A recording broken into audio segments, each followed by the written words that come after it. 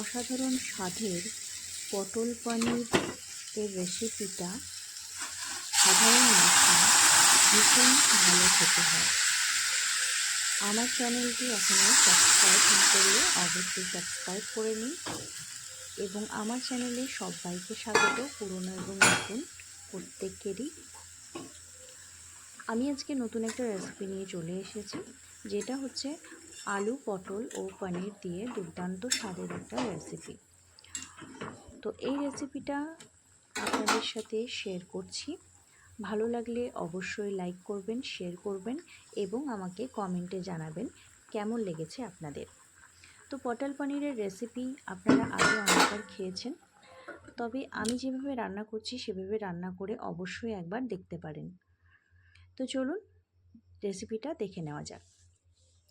তো এখানে আমি পনিরগুলোকে ঠিক এভাবে চৌকো করে কেটে নিয়েছি এবং পটল যেটা এভাবে গোল করে কেটেছি, আর আলুগুলোকেও ডুমো ডুমো করে গোল করে কেটে নিয়েছি।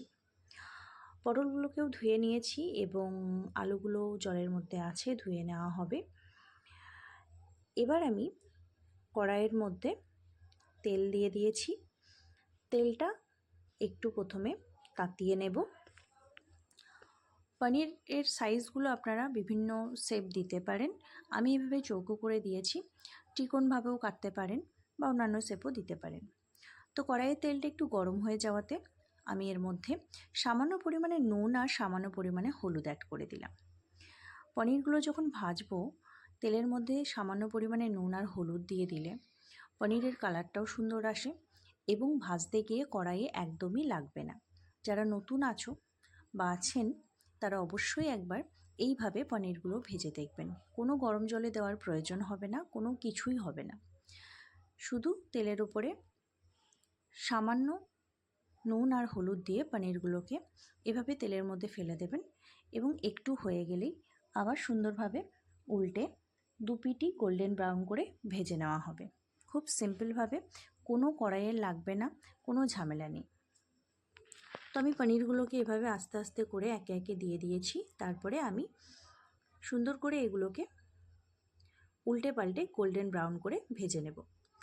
আমি যে তেল দিয়েছি তার মধ্যে যতগুলো পনির ধরবে খুব সুন্দরভাবে গোল্ডেন ব্রাউন করে ভাজা হয়ে গেছে। এবার একটা জায়গায় আমি তুলে নেব এটাকে। মেম্বার্সের পরিমাণ বুঝেই দেবেন। তোলার সময় কোনো মতেই ভাঙবে না, কোনো অসুবিধে নেই। আস্তে করে খুন্তি করে এগুলোকে উল্টে নেব। এবার ওই একই তেলের মধ্যে আমি এখানে দুটো চেরা কাঁচা লঙ্কা দিয়ে দিচ্ছি না এবং সুন্দরভাবে উল্টানো হয়ে যাচ্ছে। দিয়ে দিলাম সামান্য পরিমাণে পাঁচফোড়ন। চেরা কাঁচা লঙ্কা আর পাঁচফোড়নটা সামান্য একটু হয়ে এলে তখন আমি দুটো তেজপাতা ব্যবহার করেছি এবং সামান্য পরিমাণে হিং দিয়েছি। তারপরে তেলের উপরে পটলগুলোকে দিয়ে দিয়েছি। খুব সুন্দর একটা পটল দিয়ে এর মধ্যে সামান্য পরিমাণে নুন আর হলুদ অ্যাড করে দিচ্ছি। তারপর পটলগুলোকে একটু গোল্ডেন ব্রাউন করে ভেজে নেব।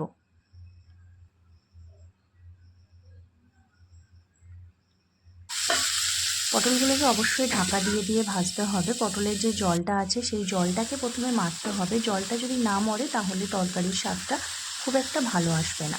তার জন্য আমি প্রথমে ঢাকা দিয়ে দিয়ে পটলগুলোকে ভালো করে ভেজে নিই, পুরো জলটা মেরে দিই।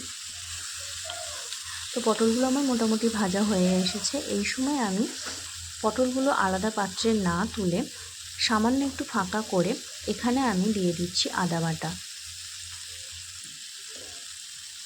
আপনারা চাইলে আদাটাকে থেতো করে বা কুঁড়েও দিতে পারেন। এবার আদাগুলোকে একটু ভাজা ভাজা করে নিচ্ছি। পটলগুলোকে আলাদাভাবে এই কারণেই তুললাম না, তুললে পরে আরও তেল লাগতো এবং আমি আলু অ্যাড করব, আর সেই আলুটা এই পটলের উপরেই দিয়ে দেব। আলু আর পটল একসাথেই সুন্দরভাবে ভাজা হয়ে যাবে। এখানে আমি আদা আর পটল একটু ভালো করে আবারও ঢাকা দিয়ে দিয়ে ভেজে নিচ্ছি। 2 মিনিট পরে আবার ঢাকাটা খুলে দিয়েছি, তারপরে আবার একটু নেড়ে নিচ্ছি।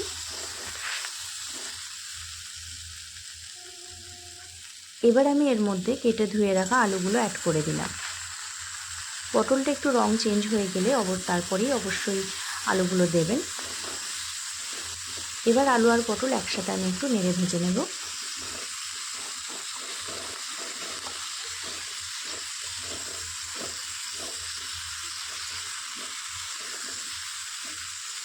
একটু নেড়ে নেওয়ার পরে এটাকে আবারও 2 মিনিট মতো একটু ঢাকা দিয়ে দেব।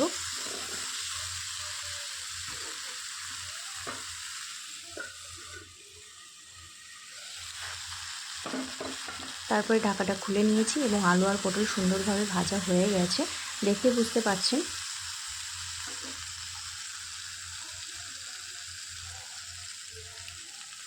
এবারে এর মধ্যে সামান্য পরিমাণে টমেটো কুচি অ্যাড করে দিচ্ছি।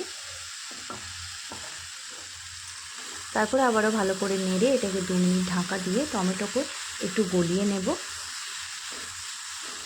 নরম হওয়া পর্যন্ত টমেটোটা নেড়ে নেব এবং একটু অপেক্ষা করব টমেটোটা একটু নরম হয়ে গলে যাওয়া পর্যন্ত। তার জন্য 2 মিনিট ঢাকা দিয়ে দিলাম। আর এদিকে আমি এখানে একটু চাল মগজ বেটে নিচ্ছি।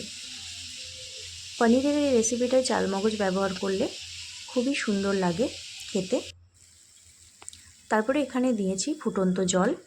জলটা আগে থেকে আমি ফুটিয়ে নিয়েছি। ফুটন্ত জলটা আমি পটল আর পনিরের মধ্যে দিয়ে দিচ্ছি। চাল মগজটা এখন ব্যবহার করিনি, জলটা দিয়ে দিলাম। আলু পটলটা খুব সুন্দরভাবে ভাজা হয়ে গেছে আমার। তারপরে জলটা অ্যাড করে দিয়েছি। ফুটন্ত জল অবশ্যই দেবেন, তাহলে তরকারির স্বাদটা খুব সুন্দর আসবে। তারপরে একটু খুন্তি দিয়ে নেড়ে নিচ্ছি।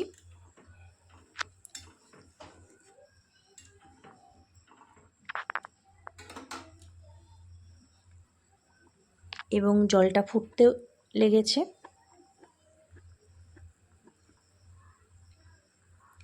এই সময় আমি এবার এটাকে ঢাকা দিয়ে দেব। 2 থেকে 3 মিনিট মতো ঢাকা দিয়ে দিয়েছিলাম এবং তারপরে ঢাকনিটা খুলে দিয়েছি।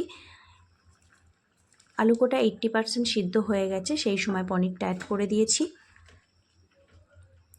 তারপরে একটু নেড়ে নিচ্ছি।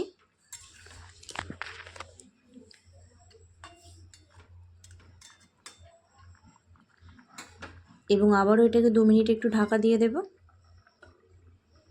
মিডিয়াম টু লো ফ্লেমে। এবার এর মধ্যে চালমগজ বাটাটা অ্যাড করে দিচ্ছি। এটা অ্যাড করে একটু ভালো করে খুন্তি দিয়ে নেড়ে মিশিয়ে নেব।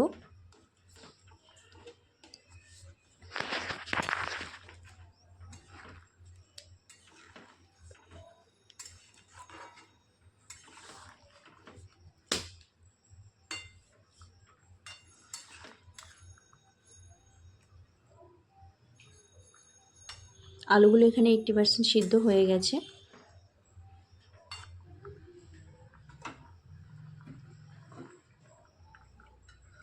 এবার আরও 2 মিনিট ঢাকা দিয়ে দিচ্ছি। এবার এখানে আমি ঘরের গরম মশলা করে রেখেছি। যারা আমার চ্যানেলে নতুন আছেন তারা প্লিজ সাবস্ক্রাইব করে নেবেন, যারা পুরনো আছেন তারা পুরো ভিডিও দেখুন। ভালো লাগলে অবশ্যই লাইক শেয়ার কমেন্ট করুন। আমার রেসিপিগুলো কেমন লাগছে, কে কোথা থেকে দেখছেন অবশ্যই কমেন্টে জানাবেন। এবার ঢাকাটা খুলে দিচ্ছি। টমেটো যেহেতু অ্যাড করেছি তার জন্য এখানে দিয়ে দিলাম সামান্য পরিমাণে চিনি, হাফ চামচ মতো। এবার আমি গরম মশলা গুঁড়োটা অ্যাড করে দিলাম।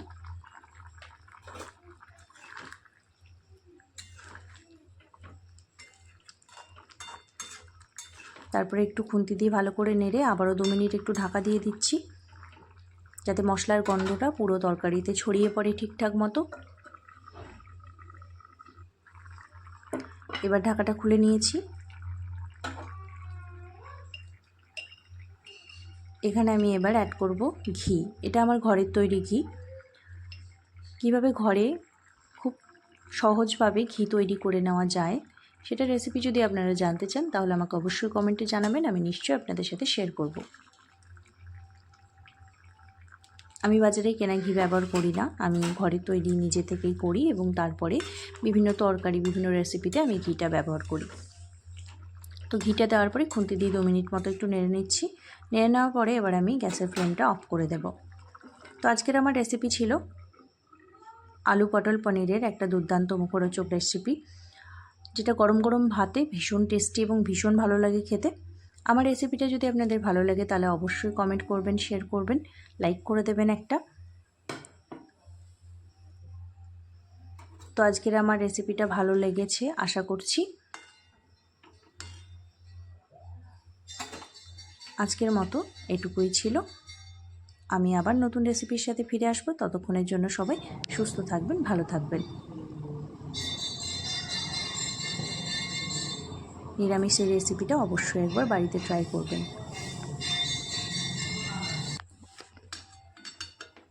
এটাকে এবার একটা পাত্রে আমি ঢেলে নিচ্ছি। আজকের আমার রেসিপি কমপ্লিট।